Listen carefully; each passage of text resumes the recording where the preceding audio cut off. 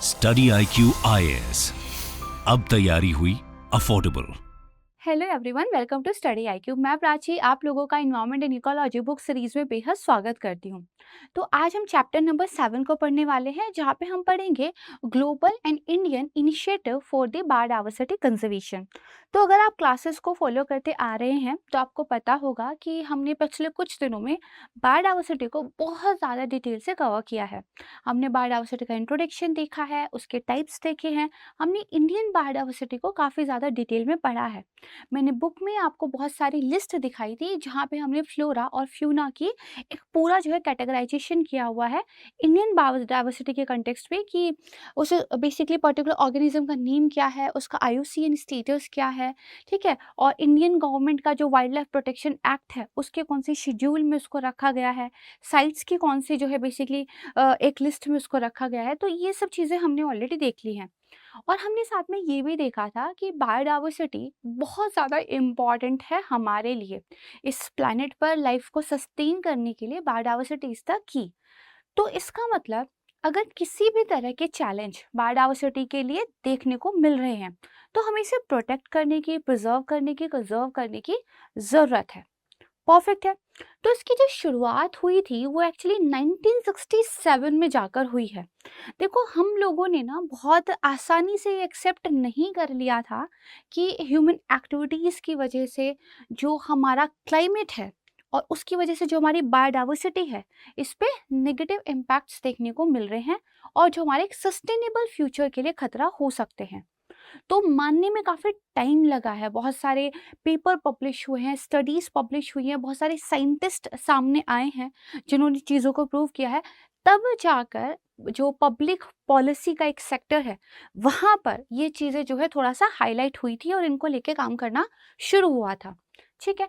तो बायोडायवर्सिटी को लेकर 1967 से जो एक कहानी चली थी और जो अभी तक चली आ रही है, उसके बारे में तो हम बात करेंगे। बट मैं आपको ना कुछ एग्जाम्पल्स के बेसिकली मदद से समझाना चाहती हूँ कि इतना कुछ जानने के बाद भी अभी भी बहुत सारे लोग डिनाई करते हैं कि क्लाइमेट चेंज जैसा कोई फिनोमेना हो रहा है। एंड एक बार आप इस वाली स्टोरी को समझ जाएंगे तो आपको ये भी समझ में आएगा कि वाई जो है बायोडायवर्सिटी को प्रोटेक्ट करना इज मोर इम्पॉर्टेंट। परफेक्ट है। तो क्लाइमेट चेंज, राइट, हम अपनी डे टू डे लाइफ में इसको एक्सपीरियंस कर रहे हैं। भारत में जिस तरह की गर्मी देखने को मिल रही है कुछ हिस्सों में, भारत के नॉर्थ वेस्टर्न इंडिया में जिस तरह की बारिश देखने को मिल रही है, ये बहुत ही अलग तरह के फिनोमेना है जो जनरली नहीं देखे जाते थे। राइट, यूरोप में बहुत ज़्यादा गर्मी है, 50 डिग्री सेल्सियस से भी ज़्यादा टेम्परेचर कुछ बेसिकली एरिया में वहाँ पे पहुँच चुका है। इवन चीन के कुछ हिस्सों की बात करें, वहाँ पे बहुत बुरी स्थिति है हीट वेव्स की वजह से। तो ये जो ठंडे इलाके होते थे, जैसे यूरोप की बात कर लें, यहाँ पर भी इतनी ज़्यादा गर्मी, पाकिस्तान में जो भी कुछ टाइम पहले बाढ़ को एक्सपीरियंस किया गया था, ये सारे ही बेसिकली जो एक्सट्रीम वेदर इवेंट्स हैं, हमें ये बताते हैं कि यस, कुछ तो चेंज हो रहा है नेचर के साथ। लेकिन इसके बावजूद जो कुछ लोग हैं और जो काफ़ी इन्फ्लुएंशियल हैं, जिनकी लोग बात सुनते हैं, जिनकी अच्छी खासी फैन फॉलोइंग है, उनके द्वारा अभी भी क्लाइमेट चेंज को डिनाई किया जाता है। जिसमें से बेसिकली एक तो आपने नाम सुना ही होगा, डोनाल्ड ट्रंप का। तो बेसिकली डोनाल्ड ट्रंप की स्पीच निकल कर सामने आती है कि इतनी ज़्यादा ठंड हो रही है और मैं तो फ्रिज हो रहा था, और लोग पता नहीं क्या कहते हैं कि भाई क्लाइमेट चेंज हो रहा है, it's just a costly basically hoax. तो उनका मानना ये है कि बस एक बहुत महंगा ये जो है पॉलिटिकल एजेंडा लोगों ने बनाया हुआ है। सिर्फ इतना ही नहीं, अमेरिका के एक रिटायर्ड पॉलिटिशियन है, 2023 में ही बेसिकली वो रिटायर हुए हैं, जिम इनहॉफ, उनके द्वारा तो लगातार जो है क्लाइमेट चेंज को डिनाई किया गया है। इर्रिस्पेक्टिव ऑफ इतना सारा जो साइंटिफिक आपके पास प्रूफ है, फिर भी का मानना है कि क्लाइमेट चेंज जैसी चीज नहीं है। तो हमें ना बेसिकली यहाँ तक आने में काफ़ी टाइम लगा है। ठीक है, बहुत सारे कॉन्फ्रेंसेस हुई है, बहुत सारा इंटरनेशनल डिस्कोर्स हुआ है, बहुत ज़्यादा डिबेट्स हुए हैं, बहुत ज़्यादा जो है पक्ष विपक्ष की बातें हुई है। तब जाके फाइनली मेजॉरिटी ऑफ द लोगों ने ये एक्सेप्ट किया है कि यस, क्लाइमेट चेंज हो रहा है, जिसकी वजह से हमारे प्लैनेट पर जो है रिपरकशंस देखने को मिल रहे हैं और जो हमारी बायोडाइवर्सिटी है वो धीरे धीरे ख़त्म हो रही है। एंड फाइनली जब हमने अपने पिछले चैप्टर में एंथ्रोपोसीन वाले बेसिकली फैक्टर की बात की थी कि ये वो वाला बेसिकली एरा चल रहा है जिसमें ह्यूमन एक्टिविटीज़ की वजह से जो बायोडाइवर्सिटी का डिक्लाइन हो रहा है, वो जो रेट है वो काफ़ी ज़्यादा है अगर हम कंपेयर करें पिछले वाले एराज से, राइट है। तो इससे हमें ये समझ में आया कि अभी भी दुनिया में उतनी अवेयरनेस नहीं है। तो दैट्स वाई हमें क्या करने की ज़रूरत है, हमें कुछ रूल्स, हमें कुछ लॉज, हमें कुछ कन्वेंशंस बनाने की ज़रूरत है ताकि लोगों को मैंडेटरी किया जाए कुछ कदम उठाने के लिए। परफेक्ट है। तो कुछ हमने इस तरह के इनिशिएटिव्स ग्लोबल लेवल पर लिए हैं और कुछ इस तरह के इनिशिएटिव्स हमने अपने नेशनल लेवल पर लिए हैं अपनी राष्ट्रीय ज़रूरतों को देखते हुए। परफेक्ट है। तो ये जो मैंने पूरा का पूरा आपको इंट्रोडक्शन दिया है, इसके पीछे कारण यही था कि बायोडाइवर्सिटी को प्रोटेक्ट करना क्यों इतना ज़रूरी है बेसिकली, ठीक है। तो ये बेसिकली यहाँ पर आपको समझ में आ गया होगा। तो क्लास में आगे बढ़ने से पहले एक इम्पॉर्टेंट इन्फॉर्मेशन मैं आपके साथ शेयर करना चाहती हूँ। जैसे कि हमारा जुलाई का बैच स्टार्ट हुआ था शाम को 6 बजे से, 31 ऑफ जुलाई को उस बैच में एडमिशन एंड हो रहे हैं, यानी कि उसके बाद एडमिशन नहीं हो पाएंगे। तो आपके लिए ये बहुत ही अच्छा समय है एडमिशन लेने का। देखो बच्चे मुझे बोलते हैं कि मैम यूट्यूब से तो हो जाता है। देखो यूट्यूब से अगर हो जाता तो फिर इतने बैचेस क्यों हो रहे होते हैं, इतने लोग एडमिशन्स क्यों ले रहे होते हैं, देन टॉपर्स के द्वारा क्यों बताया जाता कि उन्होंने इतनी मेंटरशिप ली थी। YouTube is a platform and very good platform, but again UPSC एक बहुत ही ट्रिकी एग्ज़ाम है। यहाँ पे सिर्फ प्लेन रीडिंग करना ही जो है काफ़ी नहीं होता, आपको एक प्रॉपर मेंटरशिप, एक प्रॉपर गाइडेंस भी चाहिए और कोर्स भी आपको इतनी डिटेल से पढ़ना होता है कि ताकि आप जैसे क्वेश्चन पूछे जाते हैं उनको सॉल्व कर सकें। दैट्स वाई एक प्रोग्राम में एडमिशन लेना बहुत बहुत ज़रूरी है। एंड फिर आपको तो एक यहाँ पे ऑप्शन मिल रहा है कि आपकी क्लासेस लाइव होती हैं। That is one of the very good advantage कि आप अपनी फैकल्टी से 1-to-1 इंट्रैक्शन कर सकते हैं। कुछ भी समझ नहीं आ रहा, साथ के साथ उसको सॉल्व करो। और सिर्फ पढ़ना ही काफ़ी नहीं होता यार, फिर आपको प्रीलिम्स के लिए एक अलग से टेस्ट सीरीज करनी है, मेंस के लिए अलग से टेस्ट सीरीज करनी है। और सच मानो इतनी ज़्यादा फीस होती है ना सिर्फ टेस्ट सीरीज की भी, कि कई बार लगता है कि इससे अच्छा तो पेड प्रोग्राम ज्वाइन कर लिया होता है, बट तब तक बहुत लेट हो चुका होता है। तो देखो एक प्रोग्राम आपको ऐसा मिल रहा है जिसमें ना सिर्फ आप पूरा सिलेबस तैयार कर पा रहे हो, आपके प्रीलिम्स और मेंस की टेस्ट सीरीज कवर हो रही है, आपकी लाइव क्लासेस हैं, बल्कि आपको मेंटरशिप भी प्रोवाइड हो रही है। एंड ट्रस्ट मी, मतलब ये बहुत अच्छा है क्योंकि मैं देखती हूँ कि हमारी पूरी टीम के द्वारा मतलब इतनी मेहनत की जाती है अपने स्टूडेंट्स को उनकी तैयारी कराने के लिए कि वो अपने आप में एक एग्जाम्पल है। और आप इस टीम का, हमारे इस एक इकोसिस्टम का पार्ट बन सकता है क्योंकि मैं आपको एनवायरनमेंट पढ़ा रही हूँ। और उसमें जैसा भी आपको बेसिकली माहौल मिलेगा, जो रिसोर्सेज आपको मिलेंगे, वो डेफिनेटली आपको हेल्प करेंगे आपके ड्रीम को अचीव करने में। इस बेसिकली कोर्स के बारे में आप कुछ भी जानना चाहते हैं, मुझे मेरे Telegram channel UPSC with Prachi पर ज्वाइन कर लीजिए, वहाँ पर पूछ लीजिएगा। और इसके अलावा मैं इंस्टाग्राम पे भी हूँ, आप मुझे वहाँ पे भी ज्वाइन कर सकते हैं। फ़ीस की बात करें तो इट्स वेरी वेरी अफोर्डेबल। कई जगह तो इतनी फ़ीस टेस्ट सीरीज़ की ही है या इससे भी ज़्यादा है। तो आप अगर जब एडमिशन लेंगे और आप यूज़ करेंगे एक coupon code that is Prachi live, तो जब आप Prachi live coupon code use करेंगे तो उस टाइम पे जो मैक्सिमम अवेलेबल बेनिफिट होगा, जो मैक्सिमम अवेलेबल डिस्काउंट होगा, वो आपको मिल जाएगा। एंड देन आप जो है कोर्स को ज्वाइन कर सकते हैं। तो इसको ज्वाइन कर लीजिए। 31 ऑफ जुलाई को एडमिशन्स क्लोज हो रहे हैं। यार इससे लेट ज्वाइन करोगे तो फिर लेट हो जाएगा, है ना। तो ठीक है, अब क्लास में हम आगे बढ़ते हैं। इस इन्फॉर्मेशन को ध्यान कर लीजिएगा। एंड कुछ भी पूछना है, कमेंट सेक्शन भी ओपन है एंड साथ में टेलीग्राम चैनल भी ओपन है, ठीक है। चलो अब क्लास में आगे चलते हैं। चलिए अब हम अपने चैप्टर की तरफ बढ़ते हैं, ठीक है। तो यहाँ पे देखो बताया गया है कि दरअसल बायोडाइवर्सिटी कंजर्वेशन का मतलब ये है कि जो आपकी वाइल्ड लाइफ है और जो आपके नेचुरल हैबिटेट्स है उनको आपने प्रोटेक्ट करना है, ठीक है। आपकी वाइल्ड लाइफ में आपका फ्लोरा फ्योना सब कुछ आ जाता है, जो आपके नेचुरल हैबिटेट्स है, ठीक है, वो सब आ जाते हैं। इनको आपको क्या है, प्रोटेक्ट करना है। आपकी नेचुरल रिसोर्सेज को आपने प्रोटेक्ट करना है, ठीक है। तो ऐसा नहीं है कि कोई भी ऐसी एक आपको मिनरल जो है मिल गया है जो शायद बहुत काम आता है, उसको आज ही एक्सप्लॉइट करके ख़त्म नहीं कर देना है, ठीक है। सस्टेनेबल तरीके से चीज़ों को करना है। अब देखो बेसिकली बायोडाइवर्सिटी को प्रोटेक्ट करना है। 1967 के आसपास जो है वर्ल्ड कम्युनिटी में इसको लेकर डिस्कशन देखने को मिलता है। 1969 के आसपास कुछ साइंटिफिक स्टडीज जो है पब्लिश हुए थे, जिसमें ये बताया गया था कि यस, बायोडायवर्सिटी डिक्लाइन जो है हो रहा है, हमें इसे प्रोटेक्ट करने की ज़रूरत है। एंड देन 1972 में आकर एक कॉन्फ्रेंस हुई जिस पर पहली बार ऑफिशियली जो है वर्ल्ड की कम्युनिटी साथ आई और बायोडायवर्सिटी के प्रोटेक्शन को लेकर जो है उन्होंने काम करना शुरू किया। ये एक बहुत ही इम्पॉर्टेंट टाइम था, इसको एक वाटरशेड मूवमेंट माना जाता है जब हम एनवायरमेंट कंजर्वेशन की बात करते हैं। तो 1972 में, राइट है, इसको स्टॉकहोम कॉन्फ्रेंस के नाम से भी जाना जाता है। एंड साथ ही United Nation conference on the Human Environment 1972, right है, इसके नाम से भी जाना जाता है। कई बार इसको स्वीडिश कॉन्फ्रेंस भी कह देते हैं, लेकिन वो बहुत ही अप्रचलित सा नेम है। ये दो ज़्यादा नेम जो है आपको देखने के लिए मिलेंगे। तो यहाँ पे देखिए, यूनाइटेड नेशन की ये पहली जो है मेजर कॉन्फ्रेंस थी जो इंटरनेशनल एनवायरमेंटल इश्यूज को लेकर ऑर्गेनाइज कराई गई थी। That is in 1972। थीम जो है रखी गई थी ओनली वन अर्थ। मतलब मुद्दा ये था कि भाई देखो, ठीक है, अपने अपनी नेशनल टेरिटरी में आप लोग स्वतंत्र हैं, ठीक है, आप लोग जो है अपने अकॉर्डिंगली लॉ बना सकते हैं, कोई आपकी संप्रभुता में दखल नहीं देगा, बट प्लैनेट तो एक है और इस प्लैनेट पे असर तो सबकी ही बेसिकली चीज़ों का पड़ता है, तो हम सबको मिलके इसे प्रोटेक्ट करने की ज़रूरत है। अब यहाँ पे देखो, दरअसल करीब 122 कंट्रीज थे, उन्होंने स्टॉकहोम डिक्लेरेशन जो है इसको अडॉप्ट किया था। एक उद्घोषणा की गई थी जिसमें ये कहा गया था कि भाई पहली बात तो जो है हम एक दूसरे के एनवायरनमेंट को हार्म नहीं करेंगे, ठीक है, हम अपनी जो है बेसिकली बाउंड्री से आगे जाके चीज़ों को बेसिकली ख़राब नहीं करेंगे, ठीक है। देन यहाँ पे दिया गया था कि अर्थ के एनवायरनमेंट को प्रोटेक्ट करने के लिए हम एक एक्शन प्लान लेकर आएंगे, ठीक है। भाई अभी हमारे पास ऐसा कोई प्लान भी तो नहीं था ना, क्योंकि बातचीत ही अभी शुरू हुई है, तो एक प्लान बनाना पड़ेगा कि किस तरीके से हमें जो है प्रोटेक्शन अपनी प्लेनेट को लेकर करनी है।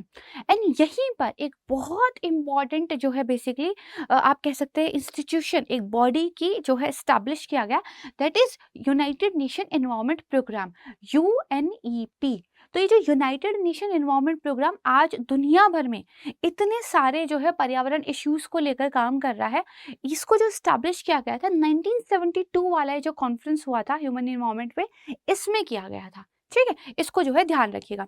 इसके अलावा आप देखोगे कुछ जो बाद में आपको इम्पोर्टेंट कन्वेंशंस, कुछ संधियां देखने को मिलती हैं, है ना, दरअसल उनका ओरिजिन कहीं ना कहीं इस स्टॉकहोम कॉन्फ्रेंस में आपको देखने के लिए मिल जाएगा। जैसे सबसे सबसे इम्पोर्टेंट कौन सा है जिसके बारे में बहुत न्यूज़ में पढ़ते हैं, UNFCCC, United Nation conference on the climate change, United Nation framework, right, convention on the climate change. इसके अलावा UNCCD, तो United Nation the convention to combat desertification, ठीक है। एंड इसके अलावा CBD, convention on the biological diversity. तो तीन संधियां, एक आपके डेजर्टिफिकेशन यानी कि जो रेगिस्तान का एक तरीके से आप देखोगे प्रसार हो रहा था, ठीक है, उसको रोकने के लिए, यानी कि एक तरीके से जो लैंड का, आपकी ज़मीन का मैनेजमेंट करने के लिए, एक आपके बायोडाइवर्सिटी, जैव विविधता को सीधे सीधे प्रोटेक्ट करने के लिए, और एक ओवरऑल क्लाइमेट चेंज पर काम करने के लिए। और इस UNFCCC के बारे में हम आज तक पढ़ते आ रहे हैं, ठीक है। इसका जो ओरिजिन है वो आपको यहाँ 1972 जो स्टॉकहोम कन्वेंशन है यहाँ से देखने को मिलता है, ये ज़रूरी है। अब देखो, अब 2022 में इस स्टॉकहोम कन्वेंशन को 50 साल हो गए थे। 1972 में हुआ था, 2022 तक आकर आपके 50 ईयर पूरे हो गए।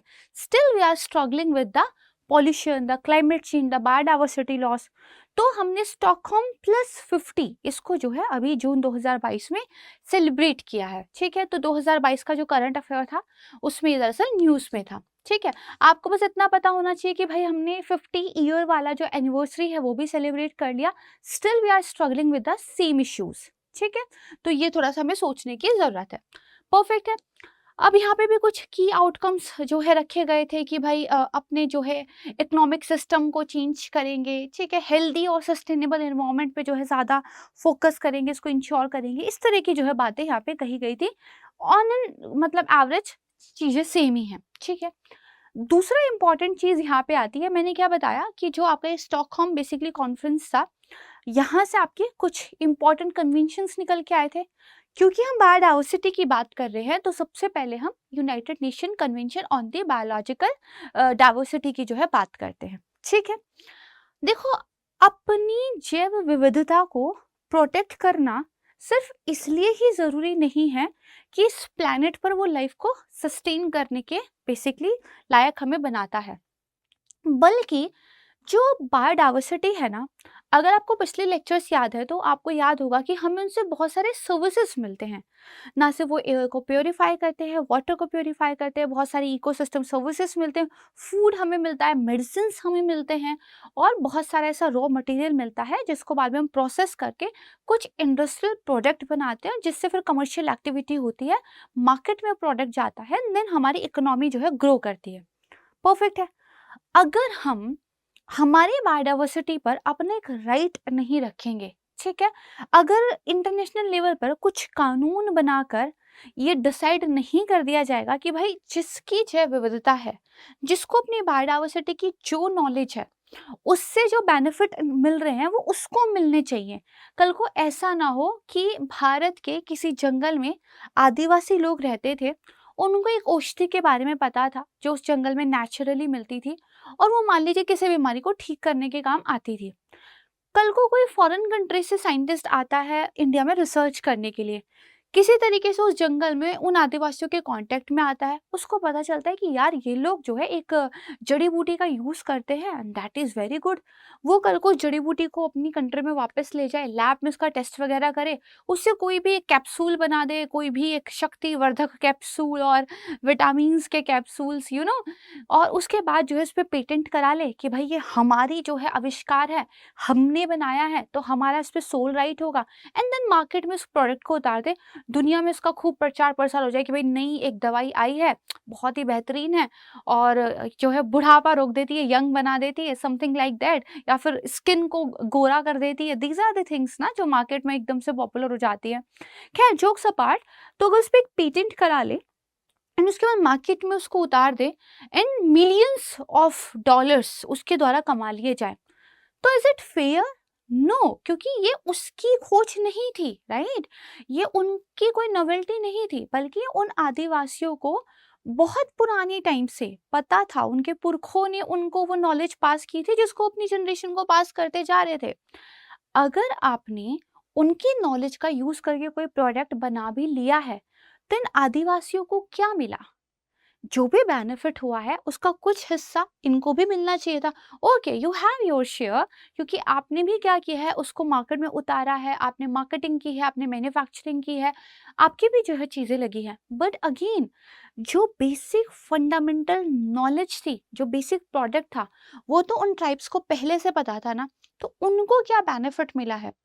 तो बायोडाइवर्सिटी को सिर्फ प्रोटेक्ट करना है, पेड़ कटने से बचाने हैं, वाइल्ड लाइफ को जो है बचाना है, सिर्फ इतना ही मोटिव नहीं होता है। It's a very broad spectrum, right?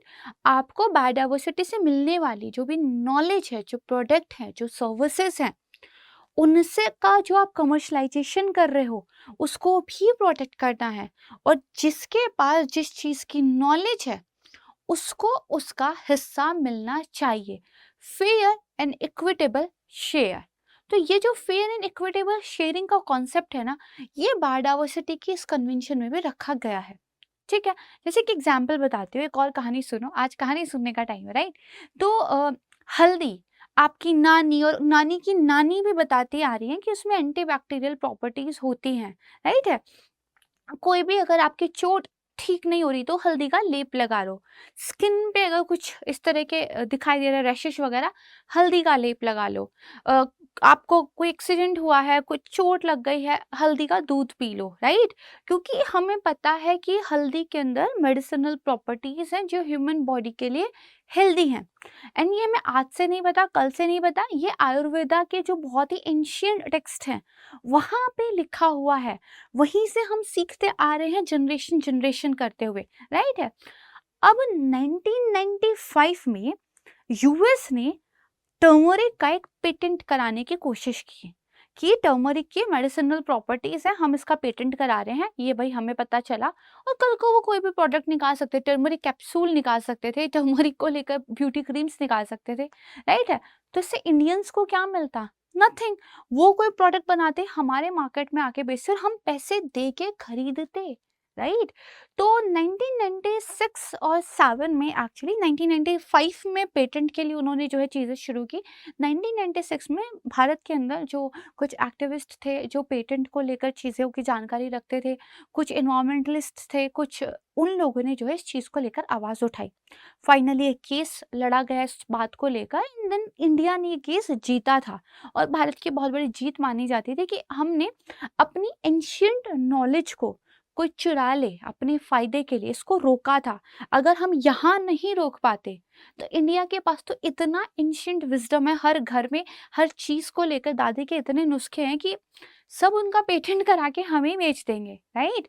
तो इस वजह से देखिए ये स्टोरी हमें सबक देती है कि हमें अपनी बायोडाइवर्सिटी को ना सिर्फ प्रोटेक्ट करना है, बल्कि उससे जो भी बेनिफिट मिलता है वो हमारे नेटिव पीपल को मिलना चाहिए जिनके पास हमेशा से वो नॉलेज थी, राइट।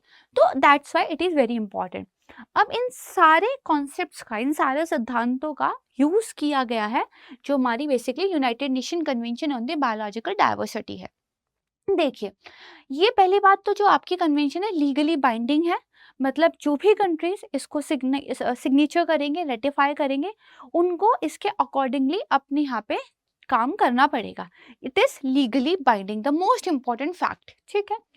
अब देखो बैकग्राउंड की बात करते हैं, तो बेसिकली जो हमारा सस्टेनेबल यूज और कंजर्वेशन ऑफ बायोडाइवर्सिटी इसको लेकर बातचीत हुई थी, तो जो United Nation conference on the Environment and development 1992 में हुआ था रियो दे जेनेरियो में, वहां पे इसको जो है अडॉप्ट किया गया था। मैंने क्या बताया, 1972 वाला जो हमारा बेसिकली एक सम्मेलन हुआ था, वो एक ओरिजिन था, वो एक शुरुआत थी, है ना। और उसके बाद जब 1992 का एक दूसरा इंपॉर्टेंट कॉन्फ्रेंस होता है, United Nation conference on the Environment and the Development, UNCED इसको बोलते हैं, ये रियो दे जेनेरियो में हुआ था। यहाँ पे इस सीबीडी को, convention on the biological diversity को अडॉप्ट किया गया था। परफेक्ट है, समझ में आ गया, बहुत अच्छी बात है। अब देखो बात करते हैं, इंडिया भी इसकी एक पार्टी है। यूएस के द्वारा इस कन्वेंशन को रेटिफाई नहीं किया गया है, तो उनका जो हल्दी चोरी वाला काम है ना, जारी ही है। उन्होंने इस कन्वेंशन को रेटिफाई भी तो किया ही नहीं, because it is legally binding, सीधी सी बात है, ठीक है। अब देखो इसके गोल्स क्या है भाई, हमें अपनी बायोलॉजिकल डाइवर्सिटी को प्रोटेक्ट करना है, पहली बात। दूसरा, बायोडाइवर्सिटी का यूज करना है, बिना यूज किए तो काम कैसे चलेगा, लेकिन सस्टेनेबल यूज करना है, संधारणीय उपयोग करना है, and fair and equitable sharing of benefits करनी है, ठीक है। अगर आप बायोडाइवर्सिटी के जेनेटिक रिसोर्सेज जो हैं उनसे यूज करके कोई भी जो है सर्विस, कोई भी अच्छी चीज अगर पाते हो तो उसकी शेयरिंग करनी पड़ेगी। तो फेयर और इक्विटेबल शेयरिंग आपको जो है करनी पड़ेगी, और यही मैंने आपको जो है कहानी के माध्यम से समझाया है, ठीक है। इसके अलावा देखो, इन्होंने कुछ national strategies and biodiversity action plan के बारे में भी बोला गया था, बिकॉज ये लीगली बाइंडिंग एक कन्वेंशन है और जिन कंट्रीज ने रेटिफाई किया है उनको अपने यहाँ पे कुछ एक्शन प्लान्स को लागू करना पड़ेगा। तो यहाँ पे कुछ इस तरह की स्ट्रेटजीज, कुछ ऐसे बायोडाइवर्सिटी एक्शन प्लान भी दिए गए जिनको जो है नेशनल लेवल पर इम्प्लीमेंट किया जा सके, ठीक है। अब देखो 1992 में ओपन किया गया था सिग्नेचर के लिए, और अभी 2022 तक की एक पूरी स्टोरी यहाँ पे बताई हुई है कि कब क्या हुआ था। दो तीन चीजें याद रखिएगा, 2003 में कार्टेजना प्रोटोकॉल इसी संधि के तहत साइन हुआ था, एंड इसके अलावा अगर आप आगे आ जाओगे 2014 में नागोया प्रोटोकॉल जो है फोर्स में आया था इसी संधि के अंदर। These are two very important protocols जिनके बारे में आपको पता होना चाहिए, क्वेश्चन आ चुका है। एंड आ जाओ फिर 2021 में वर्चुअली हुआ था, कोविड का टाइम था, चीन में हुआ था, जो किनमिंग डिक्लेरेशन है वो यहाँ पे जो है बेसिकली अडॉप्ट किया गया था। 2022 में वेरी इंपॉर्टेंट एक ग्लोबल बायोडाइवर्सिटी फ्रेमवर्क जो है अपनाया गया है, ठीक है। 2022 में इसी संधि के तहत कंट्रीज ने मिलकर एक ग्लोबल बायोडाइवर्सिटी फ्रेमवर्क है ना, इसको अपनाया है, ठीक है। एक एक करके चीजें देख लेते हैं। ओके, यहाँ पे एक बायोडाइवर्सिटी फाइनेंस इनिशिएटिव की भी बात की गई है। 2012 में इसको लॉन्च किया गया था और यूनाइटेड नेशन डेवलपमेंट प्रोग्राम के द्वारा इसको लीड किया गया था। भारत में जो है बेसिकली मिनिस्ट्री ऑफ एनवायरनमेंट जो है इसको देखता है, और basically national biodiversity action plan जो आपको अपने यहाँ पर अपनाने हैं उनके लिए ये आपको हेल्प आउट करता है, ठीक है, this is basic, not very important. अब यहाँ पे आ जाओ, आईची बायोडाइवर्सिटी टारगेट्स। तो जो सीबीडी थी इसमें कुछ टारगेट्स जो है दिए गए थे, उन टारगेट्स को लेकर आपने जो काम करना था। 2011 से लेकर 2020 तक की इनकी जो है टाइमलाइन थी। हालांकि दुनिया ये जो है टारगेट्स हैं, हालांकि इनकी टाइमलाइन अब खत्म हो चुकी है, जस्ट पता हो कि ये टारगेट्स थे। तो टाइमलाइन खत्म हो चुकी है, इसमें से हम मैक्सिमम टारगेट्स को नहीं जो है एक तरीके से कंप्लीट कर पाए हैं। ठीक है, तो एक ग्लोबल बायोडाइवर्सिटी आउटलुक 5 रिपोर्ट आई थी 2020 में, यूनाइटेड नेशन के द्वारा पब्लिश की गई थी। बताया गया था कि ग्लोबल लेवल पर तो हम एक भी जो है बायोडाइवर्सिटी टारगेट को अचीव नहीं कर पाए हैं। ठीक है, 20 थे टोटल, 6 को पार्शियली अचीव किया था, 38 में कुछ जो है प्रोग्रेस दिखाई गई थी, और बेसिकली 13 में कोई प्रोग्रेस नहीं थी। एक्चुअली वो जो 20 थे ना, उनके अंदर फिर सब कैटेगराइजेशन था। ठीक है, बहुत सारा। चलो, प्रॉब्लम्स क्या क्या थे भाई? फंडिंग पूरी नहीं थी, इम्प्लीमेंटेशन अच्छे से नहीं हो पाया, मॉनिटरिंग और रिपोर्टिंग अच्छे से नहीं हुई, ये सारी चीजें थी। वेल, अब सीधे के सीधे आ जाओ 2022 में। तो 2022 में मॉन्ट्रियल कनाडा में जो है बेसिकली आपका कॉप 15 हुआ। कॉप 15 मतलब कॉन्फ्रेंस ऑफ पार्टीज। अगर कॉप 15 सीबीडी का हुआ तो भाई जो सीबीडी की पार्टीज थे वो साथ में बैठे। अगर कॉप आपका जो है यूनिफ ट्रिपल सी का हुआ, मतलब उस वाले कन्वेंशन के जो पार्टीज है वो साथ बैठे थे। ये जस्ट कि सारे पार्टीज मिलके साथ बैठ के काम कर रहे हैं। कॉप 15 हुआ सीबीडी के तहत कनाडा के अंदर। यहाँ पे आपका ग्लोबल जो बेसिकली बायोडाइवर्सिटी फ्रेमवर्क है जीबीएफ, इसको अपनाया गया। क्यों अपनाया गया? आपके आईची टारगेट तो एक्सपायर हो गए थे 2020 में, तो अब कुछ नया चाहिए था ना। 2020 में टारगेट तो हो गए एक्सपायर, अब आगे का फ्रेमवर्क क्या हो, तो ये इसके लिए फ्रेमवर्क अपनाया गया। तो यहाँ पे देखो कुछ मेजर आउटकम्स क्या है। पहली बात तो जो किनमिंग मॉन्ट्रियल ग्लोबल बायोडाइवर्सिटी फ्रेमवर्क था, इसको अपनाया गया, वही जो मैं अभी आपको बता रही हूँ। इसमें 4 लॉन्ग टर्म गोल्स हमने रखे 2050 तक अपनाने के लिए। कुछ 23 टारगेट रखे हमने 2030 के लिए। ठीक है, यहाँ पे देखो क्या कहा गया, हमें 2030 तक 30% अपने ओशियंस, 30% जो वर्ल्ड का लैंड है उसको प्रोटेक्ट करना है। इसको 30/30 इनिशिएटिव भी कहते हैं। एक्चुअली इसके पीछे भी एक स्टोरी है। जब ये बेसिकली कॉन्फ्रेंस पर काम हो रहा था और ये बहुत ज़्यादा न्यूज़ में था, एट दैट टाइम ना मैं समुद्र के पास थी, तो I just got the notification कि ये जो है चीज़ हो गई है। और मैंने कहा लाइक मैं समुद्र के पास ही, तो मैंने उस टाइम पे एक एक्चुअली शॉर्ट बनाया था ऑन माई प्रीवियस प्लेटफॉर्म कि भाई 30% समुद्र प्रोटेक्ट करने हैं दुनिया के, 30% जो हमारा लैंड है उसको प्रोटेक्ट करना है, इसको 2030 तक हमें अचीव करना है।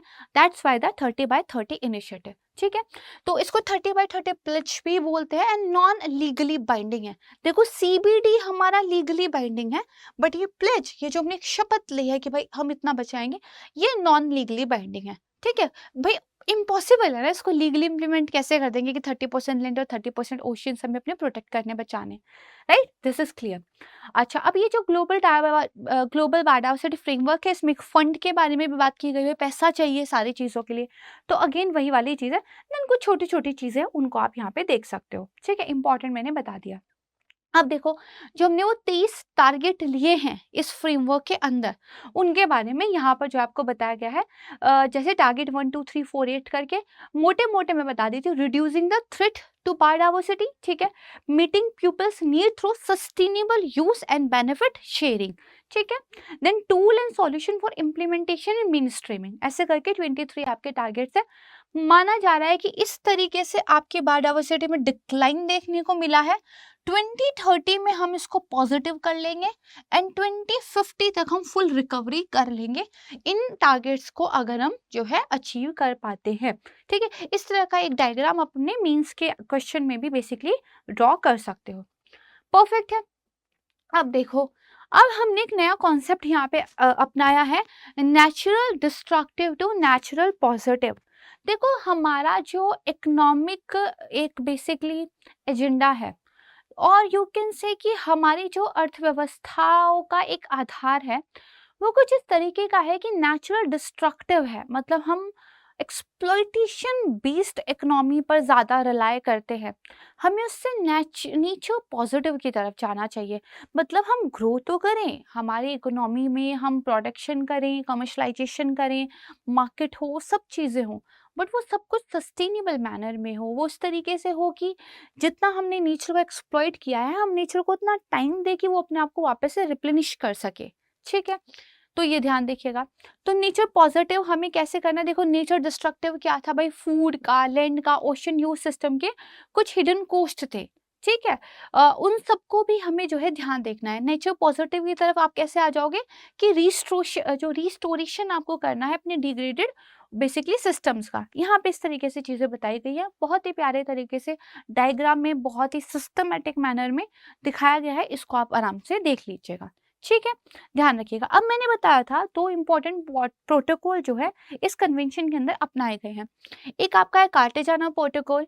तो इसमें क्या है, देखो अगर कोई भी ऑर्गेनिज्म, ठीक है, उसमें कुछ मॉडिफिकेशन आपने किया है, ठीक है, और उसका जो है आप इंपोर्ट एक्सपोर्ट कर रहे हो, तो कोई भी ऐसा ऑर्गेनिज्म जो अपनी नेचुरल फॉर्म में नहीं है बल्कि आपने उसमें कुछ मॉडिफिकेशन किया है, तो जिस कंट्री में आप उसको एक्सपोर्ट कर रहे हो, है ना, उस कंट्री की बायोडायवर्सिटी के लिए वो थ्रेट भी हो सकता है, क्योंकि उस कंट्री को नहीं पता है कि जो लिविंग मॉडिफाइड ऑर्गेनिजम्स हैं वो कल को उनके लोकल इकोसिस्टम के लिए कैसे रहेंगे। तो यहाँ पे प्रायर इन्फॉर्म करने की बात की गई कि भाई अगर एक कंट्री दूसरी कंट्री को लिविंग मॉडिफाइड ऑर्गेनिज्म का एक्सपोर्ट कर रही है तो पहले जो है इन्फॉर्म कर देगी। ये कार्टेजन प्रोटोकॉल में जो है दुनिया के द्वारा एक्सेप्ट किया गया। क्या बोला गया, सेफ हैंडलिंग होनी चाहिए, सेफ ट्रांसपोर्ट होना चाहिए, और जो लिविंग मॉडिफाइड ऑर्गेनिज्म का यूज है, ठीक है जी, वो भी सेफ तरीके से होना चाहिए, जो भी मॉडर्न बायोटेक्नोलॉजी की मदद से बनाए हैं। हम बात करते हैं ना जेनेटिकली मॉडिफाइड क्रॉप्स की, ट्रांसजेनिक क्रॉप्स की, तो आपने मॉडर्न बायोटेक्नोलॉजी का यूज़ करके जो भी ऑर्गेनिज्म में मॉडिफिकेशन किया है, उसकी हैंडलिंग, उसका ट्रांसपोर्ट, उसका जो यूज़ है वो बहुत सेफ तरीके से होना चाहिए, ताकि उसकी वजह से कल को हमारे बायोडाइवर्सिटी पर कोई फर्क ना पड़े। ठीक है, तो ये कुछ है। इसके बाद जो आपका बेसिकली दूसरा आता है हाँ, नगोया प्रोटोकॉल। इससे पहले देखो यहाँ पे देखना कि एक बायो सेफ्टी क्लियरिंग हाउस बनाने की भी बात की गई है कार्टेजन प्रोटोकॉल के अंदर। दरअसल एक ऑनलाइन मैकेनिज्म बनाया गया है इन्फॉर्मेशन शेयर करने के लिए। भाई एक कंट्री दूसरी कंट्री को चीज़ें बताएगी, इसके लिए कुछ एक मैकेनिज्म चाहिए ना, तो एक ऑनलाइन मैकेनिज्म बनाया गया है, उसी को बायो सेफ्टी क्लियरिंग हाउस बोलते हैं। ठीक है, ओके, कार्टेजाना हो गया। अब आती है बात नगोया प्रोटोकॉल की। तो देखो ठीक है, शुरू शुरू में तो हमें इतना ही पता था कि बायोडाइवर्सिटी को प्रोटेक्ट करना है। धीरे धीरे हमें पता चलने लगा कि बायोडाइवर्सिटी के जो बेनिफिट्स होते हैं, काफ़ी सारे लोग उनका जो है बेसिकली फ़ायदा उठा लेते हैं, जो एक्चुअली में जो डिज़र्व करता है, जिसके पास वो बेसिक नॉलेज थी वो रह जाता है ना, जैसे हमने हल्दी वाली कहानी पढ़ी थी। तो यहाँ पे नगोया प्रोटोकॉल तक आते आते पता चल गया कि भाई देखिए, जो भी आपके जेनेटिक रिसोर्सेज है उनका एक्सेस, उनका फेयर एंड इक्विटेबल शेयरिंग होना चाहिए। जो भी बेनिफिट्स उनके यूटिलाइजेशन से अराइज हो रहे हैं, भाई अगर उन रिसोर्सेज का यूज करके कुछ बेनिफिट अचीव कर पा रहे हो तो उन बेनिफिट्स का फायदा सबको मिलना चाहिए। ठीक है, जो जो डिजर्व करते हैं। 2010 नगोया जो था जापान का, उसमें ये अडॉप्ट किया गया था। 12 तक आते आते इसको रेटिफाई वगैरह करके अपना लिया गया था। ठीक है, इसको थोड़ा सा ध्यान रखिएगा। परफेक्ट है, ओके।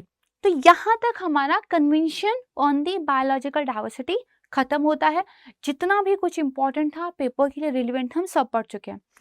अब देखो, आपको ये तो पता होगा ना कि जब भी हम किसी स्पीसीज के बारे में पढ़ते हैं तो हम उसके आयुसीएन स्टेटस की बात जरूर करते हैं, राइट। टाइगर्स का आयुसीएन स्टेटस क्या है, बताओ मुझे कमेंट सेक्शन में। जी, पता है ना, ओके चलो। तो आप देखो, हमने किसी भी हम अपने बेसिकली एनिमल के बारे में बात कर ले, हम हमेशा उसके आयुसीएन स्टेटस के बारे में पढ़ते हैं। यूपीएससी में इतनी बार पूछा जा चुका है आयुसीएन स्टेटस को लेकर, what is it and what is the relevance of it with the biodiversity protection, right. तो देखो हमने क्या कहा, देखो हमें ना जब तक ये पता नहीं होगा कि, अच्छा एक बात बताओ, आपके घर पे मान लीजिए जो किचन की जिम्मेदारी है वो मान लीजिए किसी की है, आपके मम्मा की, आपके पापा की, आपकी, किसी की भी है, ठीक है, मैं एक इक्विटेबल सोसाइटी की बात कर रही हूँ। तो जब तक आपके किचन संभालने वाले को ये पता नहीं होगा कि शुगर ख़त्म हो गया है, टी जो है अभी काफ़ी रखी हुई है, शायद अभी सब्जियाँ मंगानी पड़ेंगी, जब तक उनका स्टेटस नहीं पता होगा तब तक वो नेक्स्ट ऑर्डर नहीं देंगी। जैसे मेरा एवरी संडे ये काम रहता है कि मैं एक बार देखती हूँ कि क्या चीज़ें ऑलरेडी है और क्या नहीं है, देन उनको ऑर्डर कर देती हूँ ताकि बाय जो है संडे या बाय मंडे वो मिल जाए। तो इसका मतलब आपको ना एक नॉलेज होनी चाहिए कि किस चीज़ का क्या स्टेटस है, एंड देन उस स्टेटस के अकॉर्डिंग या तो आप उसको प्रोटेक्ट करेंगे, जो भी करना है। जब बायोडायवर्सिटी की बात आई तो हमने कहा देखिए, जितने भी हमारे बेसिकली जानवर हैं या जो भी पेड़ पौधे हैं, हमें ना उनका स्टेटस पता होना चाहिए कि आखिर वो हैं कितने। तो हमें ना डाटा इकट्ठा करना पड़ेगा कि भाई वो उनकी जो पॉपुलेशन है वो अच्छी खासी है या फिर इतनी ज़्यादा कम हो चुकी है कि हमें स्पेसिफिक स्टेप्स उठाने पड़ेंगे उनको प्रोटेक्ट करने के लिए। यहाँ पर काम आता है IUCN। IUCN मतलब कि आपका international union for the conservation of nature. ठीक है, IUCN एक्चुअली एक ऑर्गेनाइजेशन है इंटरनेशनल लेवल का, और इनको ये ग्लोबल अथॉरिटी है कि जो हमारा नेचुरल वर्ल्ड है ना, उसको लेकर ये मेजर करे, उसका स्टेटस बताएं कि भाई कोई किसी का क्या स्टेटस है, एंड देन बताया जाए, बात की जाए कि इसके लिए हमें क्या करना है, कितना प्रोटेक्ट करना है। ठीक है, अब यहाँ पे देखो 1948 में इसको स्टैब्लिश किया गया था। पहले कुछ और नाम था, फिर कुछ और हुआ, ये सारी चीजें थी। अब IUCN के द्वारा एक रेड लिस्ट जो है स्पीसीज की जारी की जाती है। वो जो स्टेटस है वो एक रेड लिस्ट में रहता है। इस रेड लिस्ट के अंदर कुछ कैटेगरीज हमें देखने को मिलती हैं। ठीक है, जैसे हाँ परफेक्ट है, यहाँ देखते हैं। सबसे पहली बात तो एक होता है नॉट इवेल्युएटेड, भाई हमने इवेल्युएट ही नहीं किया तो वी डोंट नो एनीथिंग। फिर एक होता है डाटा डेफिशिएंट, हमने इवेल्युएट करने की कोशिश तो की बट उतना डाटा नहीं था तो हमें ज़्यादा उसके बारे में पता नहीं है। ये दो के बारे में कोई मतलब नहीं है, जब डाटा ही नहीं पता या जब इवेल्युएट ही नहीं किया तो what is the purpose, right, इसको हटा दो। अब एक आते हैं लीस्ट कंसर्न, जिनकी अच्छी खासी पॉपुलेशन है। ठीक है, वो हमारे लिए बहुत कम चिंता की बात है, भाई अभी है ठीक ठाक स्थिति तो इतनी टेंशन की बात नहीं है, लीस्ट कंसर्न। देन इसके बाद आता है नियर थ्रेटन, पॉपुलेशन में थोड़ा डिक्लाइन देखने को मिला है, थोड़ा सा जो है बेसिकली नियर थ्रेटन है, इनको थोड़ा जो है काम करने की जरूरत है। अब देखो जैसे जैसे ऊपर बढ़ते जाओगे, जो पॉपुलेशन को लेकर एक थ्रेट है वो बढ़ता जाएगा, थ्रेट की डिग्री बढ़ती जाएगी। नियर थ्रेट देखो, least concern, near threat, then आता है वल्नरेबल। तो वल्नरेबल मतलब चिंताजनक स्थिति की बात अब शुरू हो चुकी है। ठीक है, देन आएगा एंडेंजर्ड, एंडेंजर मतलब खतरा है।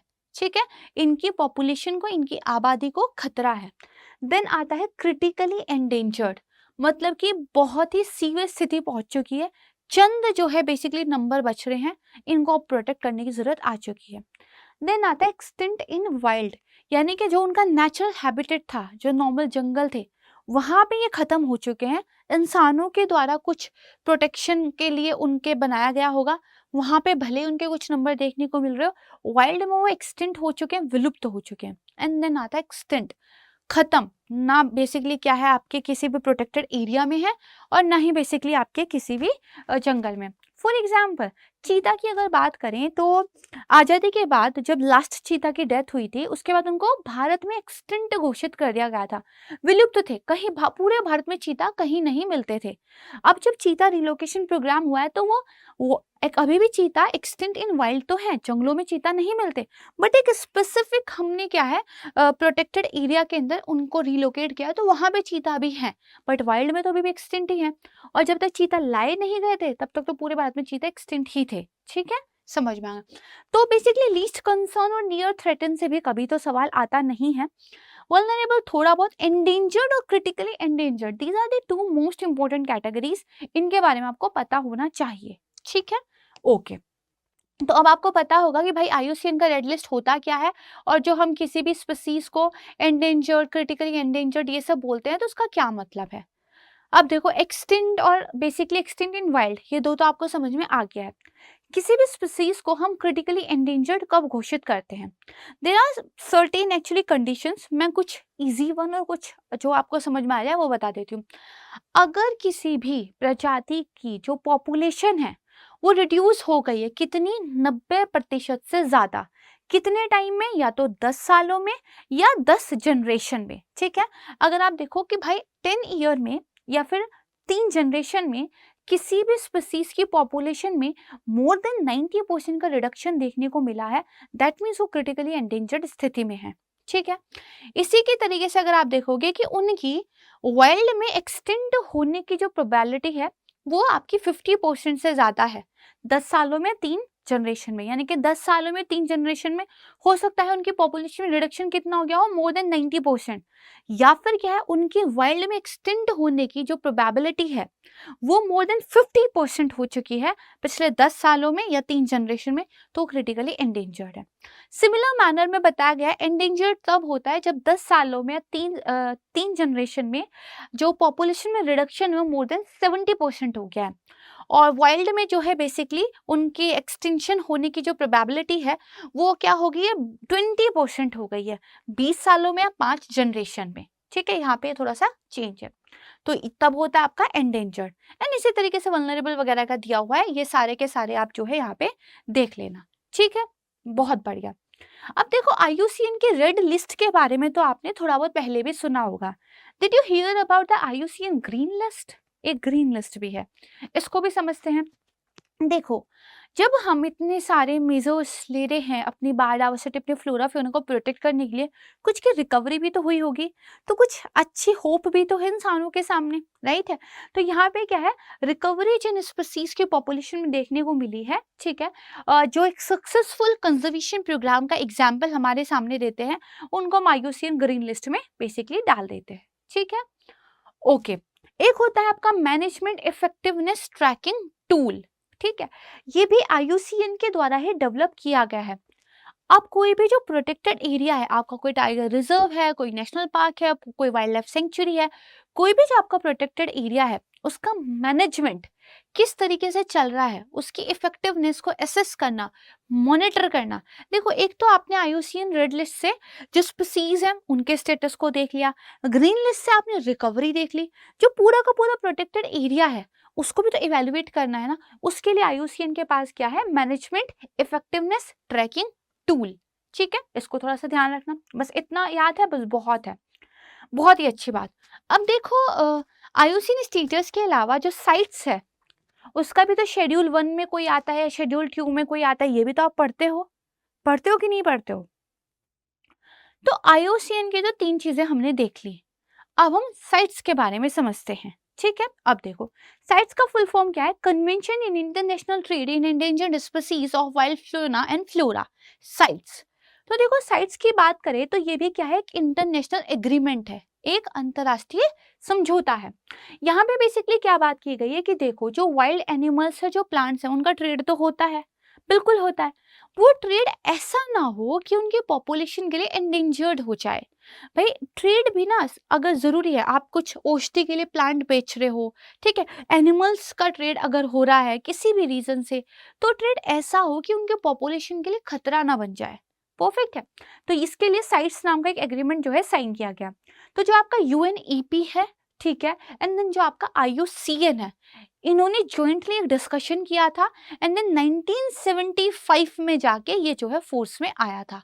परफेक्ट है, इसको ध्यान रखना। ऑब्जेक्टिव क्या है भाई, वही कि जो ट्रेड है उसको रेगुलेट करेंगे, कंजर्वेशन करेंगे, और जो यूटिलाइजेशन है उसको सस्टेन करेंगे। ध्यान रखना कि भारत भी इसका एक पार्ट है और ये भी लीगली बाइंडिंग है। अगर आप इसको साइन करते हो तो इसकी टर्म्स एंड कंडीशंस के साथ आपको जो है कंप्लाई करना पड़ेगा, ठीक है। तो ये लीगली बाइंडिंग है।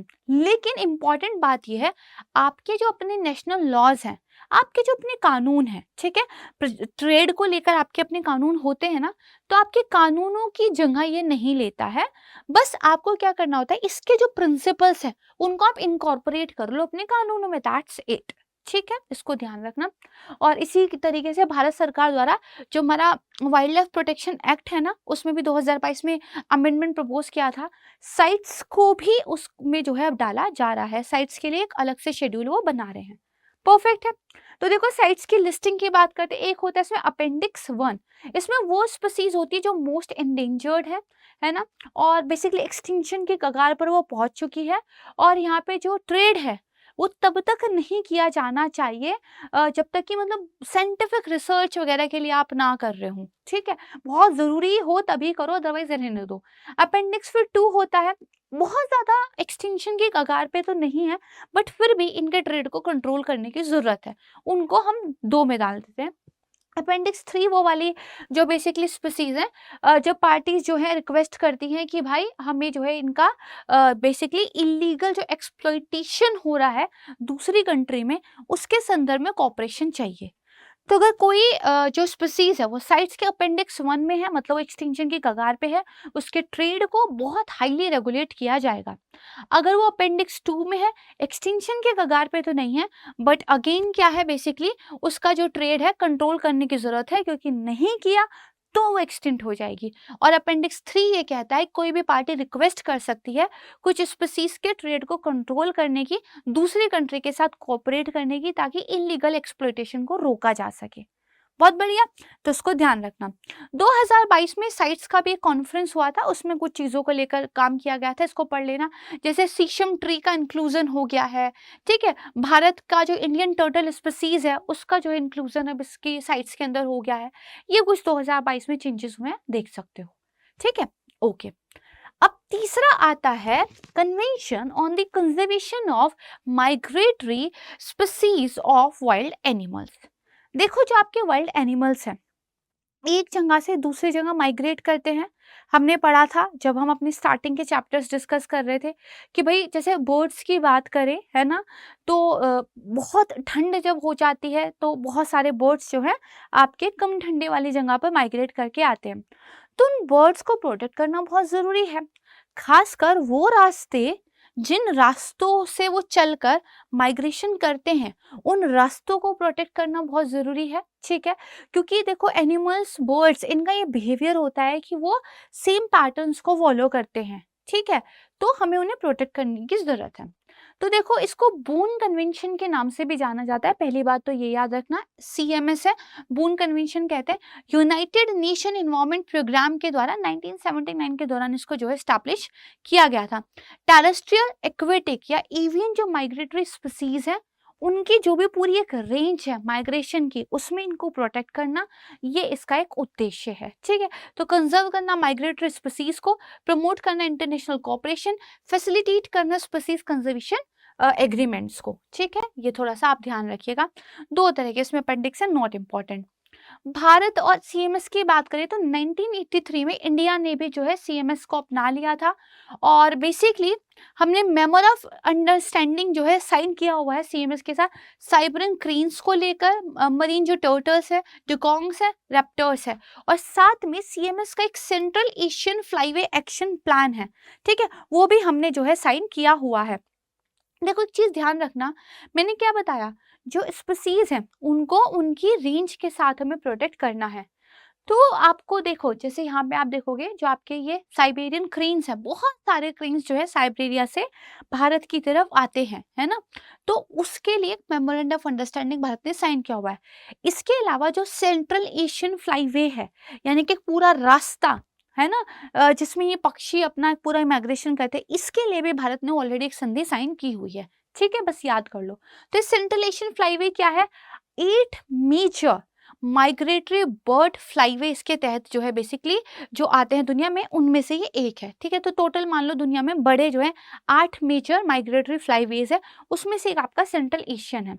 अगर आप देखोगे तो जो आर्कटिक है और जो इंडियन ओशियन है, उसके बीच में ये पड़ता है, ठीक है। इसको थोड़ा सा ध्यान रखने की कोशिश करना। परफेक्ट है, बहुत सारी जो है स्पीसीज यहाँ से माइग्रेट करती हैं। अब यहाँ पे देखो 10 प्रिंसिपल्स बताए गए हैं कैसे इकोसिस्टम को रिस्टोर करना चाहिए, बहुत अच्छा सा डायग्राम है, इसको आप देख सकते हो, ठीक है। तो इसको थोड़ा सा ध्यान रखना, बढ़िया। चलो, अब देखो, एक United Nation decade on ecosystem restoration, ये भी न्यूज में था, ठीक है। तो दरअसल United Nation environment programme UNEP जो है और United Nation food and agriculture organisation FAO जो है, उनके द्वारा कोऑर्डिनेट करके ग्लोबल मूवमेंट जो है स्टार्ट किया गया था, जिसमें ये बोला गया था कि भाई 2021 से लेकर 2030 तक के ये जो 10 साल हैं, ये जो एक डिकेड है, इसको हम डिकेड ऑन इकोसिस्टम रिस्टोरेशन के रूप में सेलिब्रेट करेंगे कि भाई हमें अपने पारिस्थितिकी तंत्र को क्या है वापस से ठीक करना है। तो जस्ट न्यूज में था तो इसको आप देख लो, ठीक है। अब देखो एक यहाँ पे ये है 10 inaugural world restoration flagship list. तो ये जो रिस्टोरेशन फ्लैगशिप लिस्ट है, दरअसल क्या है, बहुत सारी कंट्रीज में ना कुछ ऐसे प्रोग्राम चल रहे हैं जिनसे बाकी के देश काफी कुछ सीख सकते हैं। वो प्रोग्राम सक्सेसफुल है, वो प्रोग्राम काफी बेहतर काम कर रहे हैं इकोसिस्टम के रिस्टोरेशन को लेकर, बायोडाइवर्सिटी को प्रोटेक्ट करने को लेकर।